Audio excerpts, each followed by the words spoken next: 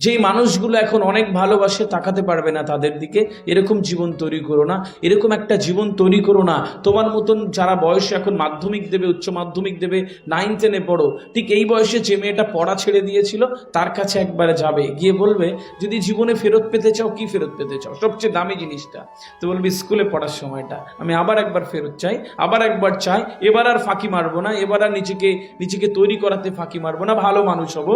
প্রতিদিন আফসোস করে কাউকে বলতে পারে না, তোমার যেন কখনো আফসোস না হয়। একটা কথা রয়েছে হিন্দিতে কি, বিতে হুয়ে পল কবি ওয়াপস নেই আতে, চলে যাওয়ার সময় আসে না, এইটুক তোমাকে মেনে নিতে হবে। আজকের পর থেকে মস্তিষ্কের মধ্যে সফটওয়্যারে একটা স্বপ্ন ঢুকিয়ে রাখবে, কিভাবে তোমাকে আমি এবার সেই কথা কথায় কথায় জানাবো।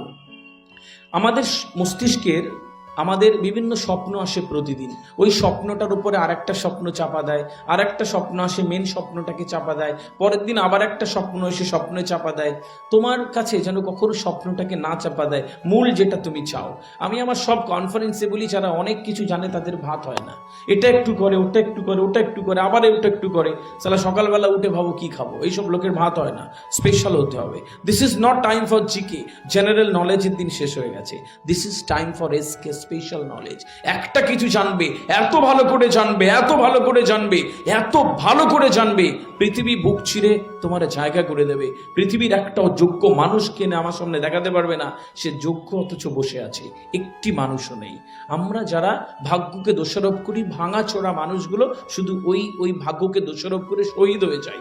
ভালো ছেলে আর খারাপ ছেলে বলে আমার মনে হয় না কিছু হয়। যে মাধ্যমিকে ফার্স্ট হয় আর যে লাস্ট হয়, তার ব্রেনের ডিফারেন্স কিচ্ছু নেই, 19-20। কি থাকে? চেষ্টা। ও চেষ্টা করে, ও নিজেকে প্রমাণ করবার জন্য প্রতিদিন লড়ে, আর তুমি প্রতিদিন বা আমি প্রতিদিন নিজেকে ক্ষয়ে যাওয়ার জন্য যা যা করতে হয় তাই করি। এই জায়গাটা যেন কখনো না থাকে। পৃথিবীর পরিবর্তনটা তোমাকে এভাবে তৈরি করতে হবে। আজকের পর থেকে যে মানুষগুলো এখানে বসে রয়েছে, আজিজুল সাহেব রয়েছে, এত সুন্দর চিন্তা ভাবনা করে একটা মিশন এখানে তৈরি করেছে। আমার খুব ভাবতে ইচ্ছে করে, যদি 4টে ট্রাক কিনে বারুইপুরে রাস্তায় দিত, বেশি টাকা রোজগার হতো। যদি 2টো চামড়ার কারখানা করতো, বেশি টাকা রোজগার হতো। যদি অন্য কোনো বিজনেস করতো, এখানে ফ্ল্যাট তুলে বিক্রি করতো, অনেক বেশি টাকা রোজগার করতে পারতেন।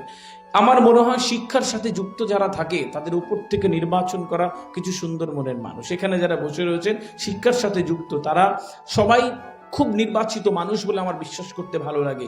সুতরাং এই যে একটা স্বপ্ন ওনার এখানে, যে কিছু মেয়েরা মানুষ হবে আর ভারতবর্ষের মানচিত্রে দাপিয়ে বেড়াবে, সেইটুক অপেক্ষা তোমাদের থেকে যখন থাকে, ওইটুক অপেক্ষার মূল্য দিয়ে তারপরে জীবনটাকে সার্থক বানাবে ইনশাল্লাহ। কিন্তু কখন পাবে? এটা হচ্ছে যখন কোনো কিছু তুমি মন থেকে চাইবে।